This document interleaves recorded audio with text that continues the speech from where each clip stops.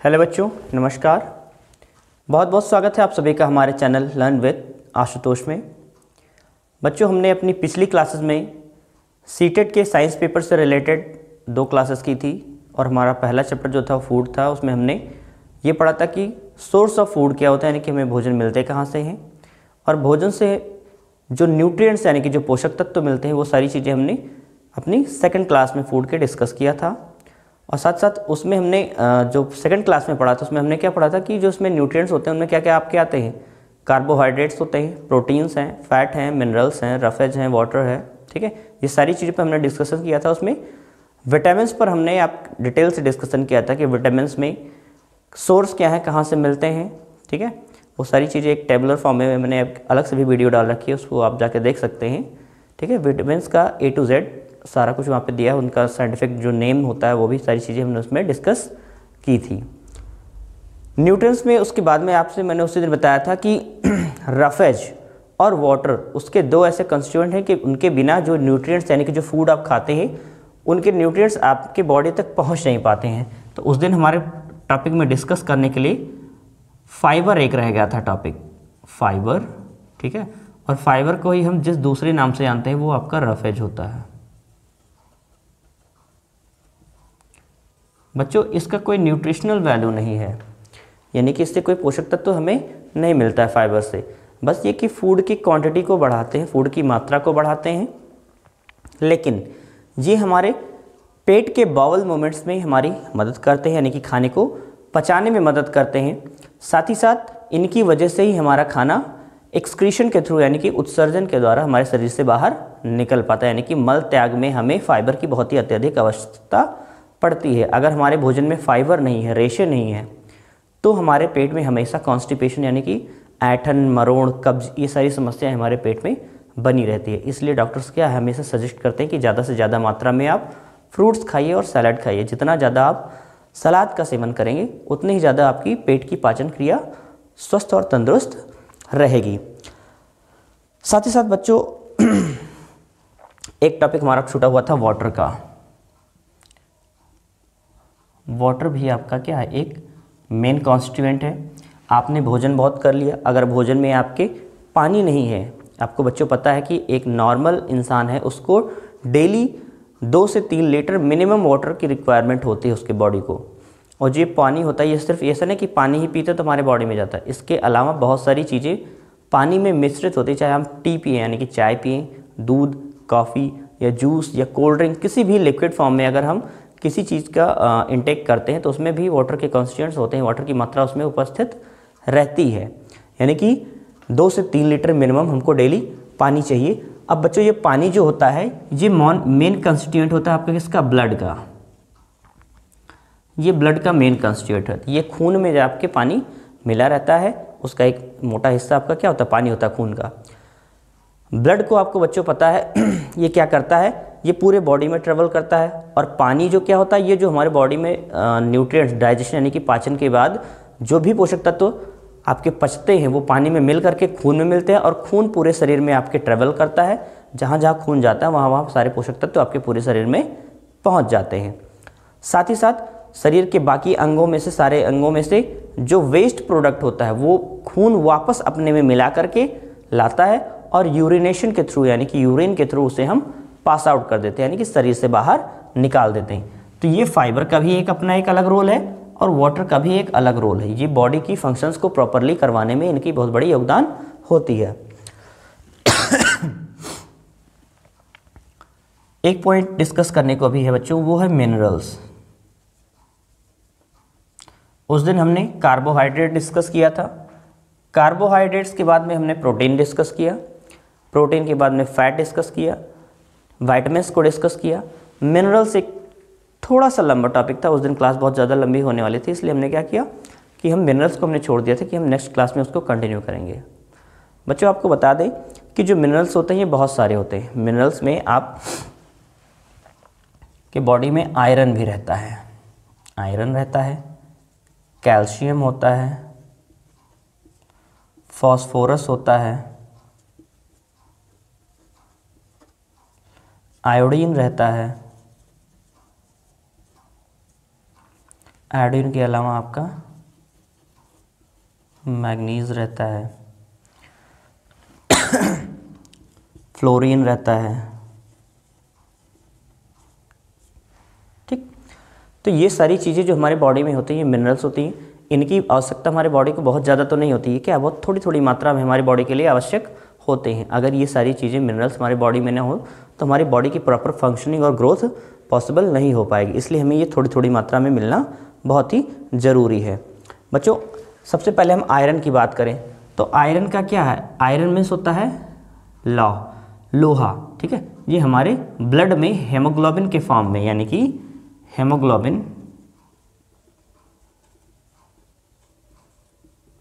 Haemoglobin के form में हमारे खून में मिला रहता है। साथ ही साथ इसका काम क्या है, हेमोग्लोबिन का काम क्या है, ये ऑक्सीजन के ट्रांसपोर्टेशन में मदद करता है। ठीक है, खून में ऑक्सीजन को लाने और ले जाने में ये मदद करता है। सेकंड है आपका कैल्शियम, फास्फोरस और फ्लोराइड। ठीक है, कोलगेट का प्रचार हर बच्चा देखता है। ठीक है, जो बूढ़ी दादी वाला आता है ना, बनाए दांतों को स्ट्रांग। ठीक है, तो दांतों को स्ट्रांग बनाने के लिए आपको कैल्शियम भी चाहिए, फास्फोरस भी चाहिए और फ्लोराइड भी चाहिए। बच्चों, कैल्शियम जो होता है ये आपकी टीथ और बोन्स दोनों के लिए बहुत ही ज़रूरी होता है। टीथ और बोन्स को दोनों को मजबूती देने के लिए ज़रूरी होता है।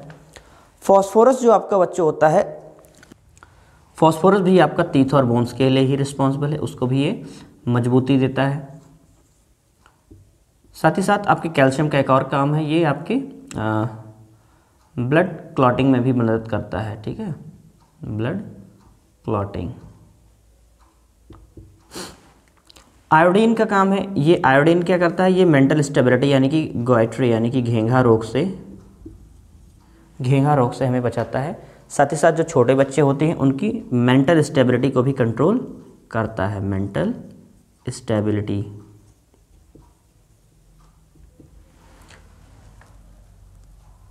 फ्लोराइड ये बच्चों टूथ डिके यानी कि दांतों को सड़ने से बचाता है। और साथ ही साथ आपका मैग्नीज का काम क्या है, ये मैग्नीज आपका क्लोरोफिल में काम आता है और क्लोरोफिल का काम फोटोसिंथेसिस में लगता है। क्लोरोफिल का काम फोटोसिंथेसिस में ही होता है। ठीक, इसके अलावा और भी बहुत सारे क्या होते हैं, और भी बहुत सारे मिनरल्स होते हैं जो थोड़ी थोड़ी मात्रा में शरीर के लिए आवश्यक होते हैं, जैसे जिंक हो गया, मैग्नीशियम हो गया, इसके अलावा आप ले सकते हैं कॉपर हो गया, सल्फर हो गया, थोड़ी थोड़ी मात्रा में सारी चीज़ें चाहिए होती हैं। बच्चों, दूध यानी कि मिल्क एक ऐसा फूड है या ऐसा लिक्विड है जिसमें हमें अपनी बॉडी के लिए ज़रूरी सभी न्यूट्रिएंट्स उसमें हमको देखने को मिल जाते हैं, सारे मिनरल्स उसमें देखने को मिलते हैं। यानी कि क्या है, ये मिल्क अगर आप इनटेक करते हैं तो इसमें सारे आपको एसेंशियल न्यूट्रिएंट्स, एसेंशियल मिनरल्स आपको इसमें देखने को मिलते हैं। ठीक बच्चों, आयोडीन जो बच्चा होता है ये आपको सी फूड में मिलता है। ठीक है, आयोडीन मीन्स ये ज़्यादातर नमक में पाया जाता है, और नमकीन चीज़ें आपको सॉल्टी वाटर कहाँ का होता है, आयोडीन सी का होता है। तो सी के प्रोडक्ट्स जो होते हैं उसमें यानी कि सी फूड में हमें ये सारी चीज़ें देखने को मिलती हैं। आयरन और कॉपर की बात करें तो बच्चों ये हमें ग्रीन लीफी वेजिटेबल्स में मिल जाते हैं। साथ ही साथ आपको मिलेट में मिलेंगे, मीट में मिलेंगे, मीट के अलावा आपको नट्स में भी देखने को मिल जाते हैं। अगर हम बात करें किसकी, कॉपर की और आयरन की, Cu and Fe की, तो ये हमको मिल जाएंगे ग्रीन लीफी वेजिटेबल्स। ठीक है, मिलेट्स में मिल जाएंगे आपको, और इसके अलावा आपको मिल जाते हैं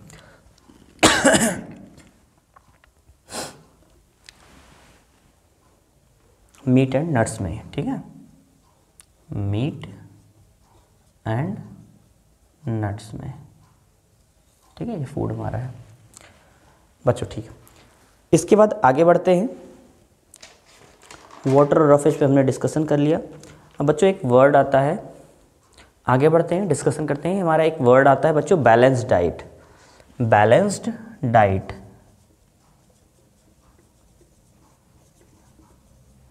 बहुत ही बेसिक क्लासेस में ये चीज़ें आपको पढ़ाई जाती हैं, 4th और 5th में भी आपको देखने को साइंस में मिलती हैं। बच्चों बैलेंस डाइट को हिंदी में हम कहते हैं संतुलित आहार। छोटे बच्चे को क्या करते हैं, वो पूरा संतुलित आहार नहीं लेते। कोई बच्चा क्या करता है, केवल दाल चावल खा लेता है, कोई बच्चा दूध रोटी पे ही डिपेंड करता है, कोई रोटी सब्जी ही खाता है, कोई घी नमक चावल पे ही रहता है। लेकिन ऐसा नहीं करना चाहिए। हमारी बॉडी क्या है, वो हर तरह के न्यूट्रिएंट्स को मांगती है, और हर तरह के न्यूट्रिएंट्स खाली दाल चावल या दो रोटी सब्जी खाने से हमको नहीं मिलती है। ऐसा भोजन या ऐसी खुराक यानी कि ऐसी डाइट जिसमें हर तरह के न्यूट्रिएंट्स अवेलेबल हों, ठीक है, उसमें आपके क्या हों, all type of nutrients available हो, उसी को ही हम क्या कहते हैं, बैलेंस्ड डाइट्स कहते हैं। ठीक है, ऑल टाइप ऑफ न्यूट्रिएंट्स। उसके बाद बच्चों बात आती है कि भोजन हमें कहाँ से मिलता है, पता चल गया। भोजन में क्या होता है वो भी पता चल गया। क्या खाना चाहिए क्या ना खाना चाहिए, बैलेंस डाइट क्या होती है, वो सारी चीज़ें हमने डिस्कस कर ली। दूसरी बात बच्चों आती है कि हम खाने को पकाते क्यों हैं। बच्चों खाने को पकाने के कारण दो हैं। कुकिंग क्यों की जाती है। कुकिंग एक तो करते हैं फूड में टेस्ट लाने के लिए, ठीक है, टू मेक फूड टेस्टियर, ठीक है, फूड को टेस्टी बनाने के लिए हम कुकिंग करते हैं। और दूसरी चीज़ है उसको हम सॉफ्ट बनाने के लिए। जो फूड होता है, ज़रूरी नहीं कि सारे फूड क्या है सॉफ्ट हो, लेकिन उनको अगर हम कुक करते हैं, पकाते हैं, तो वो सॉफ्ट हो जाते हैं। नेक्स्ट हम आता है हमारा ओवर कुकिंग। अगर हम ओवर कुकिंग करते हैं, फूड को ज़्यादा पका देते हैं, ठीक है, या बहुत से बच्चे या बहुत से लोग हैं, क्या हमें भी पसंद है, बहुत से लोग कहते हैं कि कुरकुरी सब्जी बनाओ, कुरकुरी लाल सब्जी बनाओ, चाहे भिंडी की हो, चाहे करेले की हो, चाहे आलू की हो।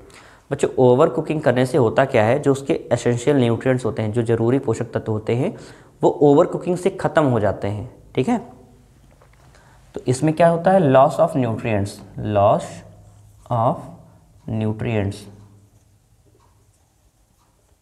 न्यूट्रिएंट्स सारे नष्ट हो जाते हैं। उसमें पोषक तत्व जो रहना चाहिए वो उसमें बचते नहीं हैं।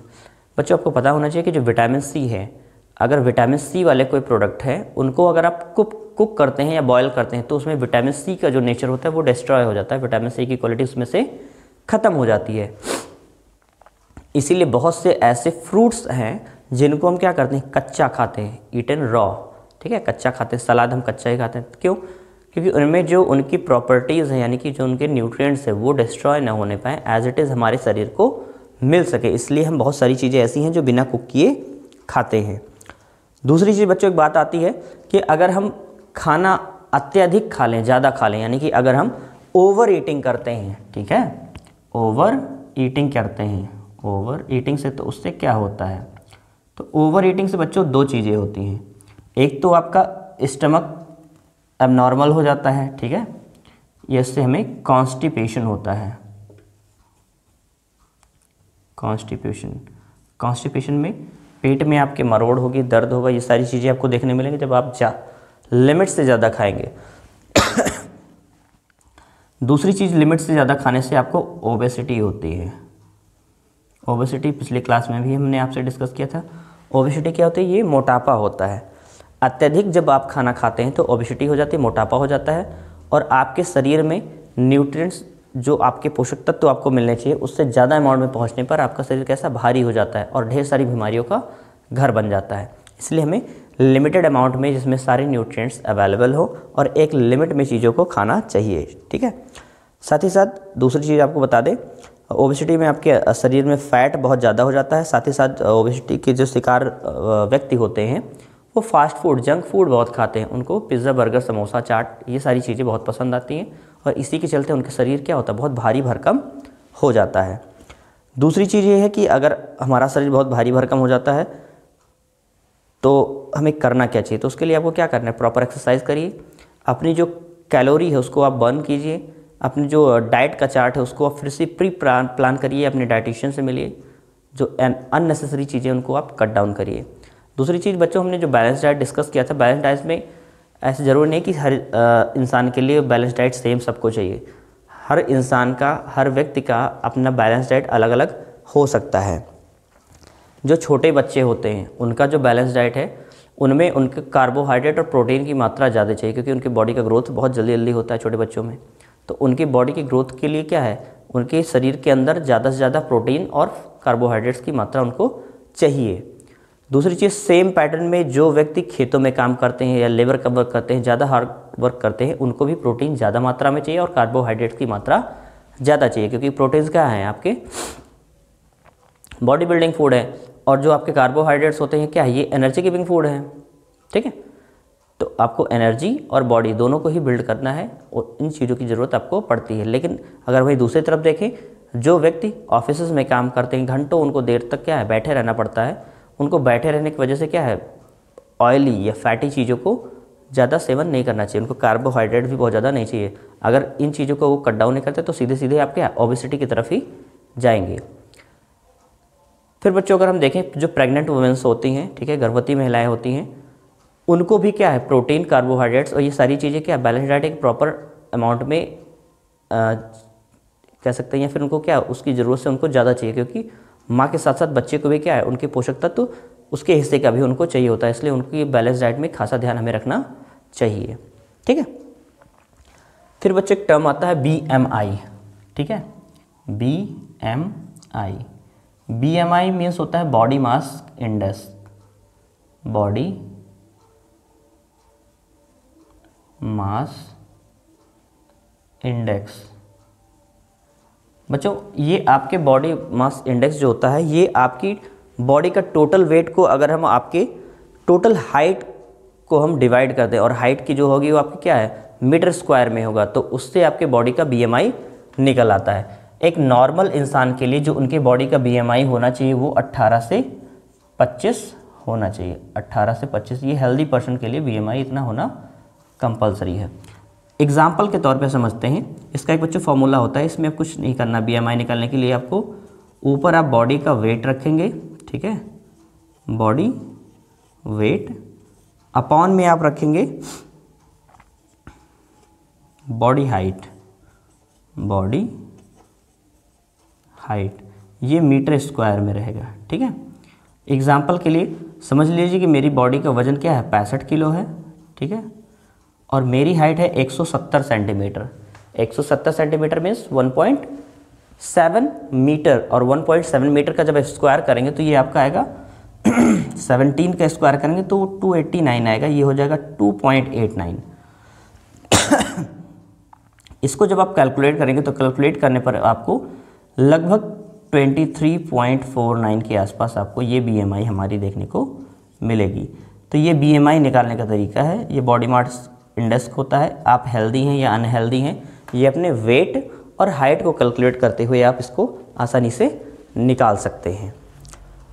फिर बच्चों आती है कि इसे ज़्यादा तो खा लेते हो तो दिक्कत होगी, अगर हम कम खाते हैं, अगर हम फूड का इंटेक लेस करते हैं, हमारी बॉडी को जितना चाहिए उतना भोजन अगर हमारे शरीर में नहीं पहुंच पाता है, तो फिर क्या होगा बच्चों, हमारे शरीर को सारी चीज़ें एक प्रॉपर मात्रा में चाहिए, सारे न्यूट्रिएंट्स वो भी क्या है, निश्चित मात्रा में चाहिए।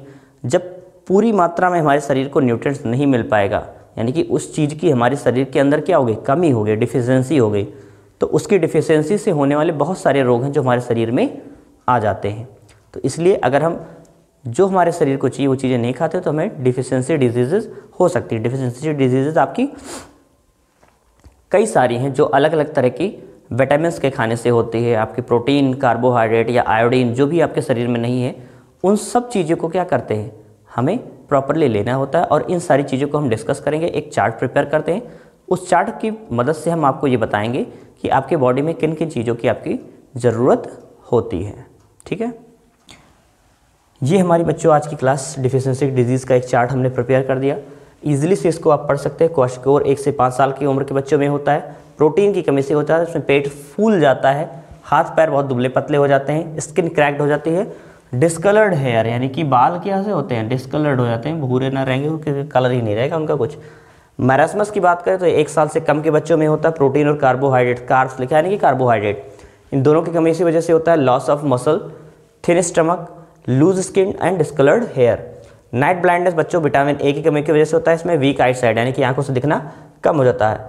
नेक्स्ट है बेरी बेरी विटामिन B1 की कमी की वजह से होता है लॉस ऑफ एपेटाइट, भूख नहीं लगेगी, जब भूख नहीं लगेगी तो आप खाओगे नहीं तो आपको कमज़ोरी लगेगी और एनर्जी की भी कमी आपको महसूस होगी। साथ ही साथ आपके मसल्स भी वीक हो जाएंगे। जब भाई शरीर में ताकत नहीं रहेगी तो आपके क्या है, मसल्स भी वीक होने शुरू हो जाएंगे। स्कर्वी ये विटामिन सी की वजह से होता है। दांत और मसूड़े ये सब क्या है, आपके सूज जाते हैं, मसूड़ों से खून आना शुरू हो जाता है। रिकेट्स ये विटामिन डी से रिलेटेड है। सॉफ्ट और कमज़ोर हड्डियाँ कमज़ोर हो जाती हैं, मुलायम हो जाती हैं, जो आपस में क्या है, मुड़ जाती हैं। ज़्यादातर छोटे बच्चों में देखने को मिलता है। वीक टीथ एंड बोन्स, भैया दांत और हड्डी कमज़ोर हो गई, जाहिर सी बात है आपके अंदर क्या है, कैल्शियम की कमी हो गई है। दांत और हड्डियाँ धीरे धीरे आपकी क्या है, नष्ट होना शुरू हो जाएंगी। गॉइटर यानी कि घेंघा रोग, ये आयोडीन की कमी की वजह से होता है। गर्दन में ऐसे क्या है, फूल आता है, सूज सा जाता है। मेंटल इनस्टेबिलिटी, ये ज़्यादातर छोटे बच्चों में देखने को मिलता है। दिमाग की अस्थिरता, यानी कि आपको क्या, दिमाग से पैदल दिखने लग जाते हैं बच्चे। टूथ डिके की बात करें तो ये फ्लोराइड की वजह से होता है, और फ्लोराइड की कमी है तो बच्चों दांत का सड़ना धीरे धीरे स्टार्ट हो जाता है। ये आज की हमारी क्लास की फूड के 3rd क्लास थी, और ये आज की हमारा फूड का चैप्टर यहीं पे समाप्त होता है। फूड से रिलेटेड सारी बातों पर हमने डिस्कशन आपसे कर लिया है। नेक्स्ट क्लास जो हमारी होगी वो आपकी होगी मटेरियल्स पर, यानी कि वस्तुएं, ठीक है। ये सारी चीज़ें अपनी हम नेक्स्ट क्लास में पढ़ेंगे। आज की क्लास बस इतनी ही। जो भी बच्चा पहली बार हमारे इस वीडियो पर आया है, इस चैनल पर आया है, वीडियो को लाइक करे, चैनल को हमारे सब्सक्राइब करें और आगे शेयर करिए, ताकि ये इन्फॉर्मेशन आगे तक दूसरों तक भी पहुंचती रहे। मिलते हैं नेक्स्ट क्लास में, तब तक के लिए पढ़ते रहिए, मस्त रहिए।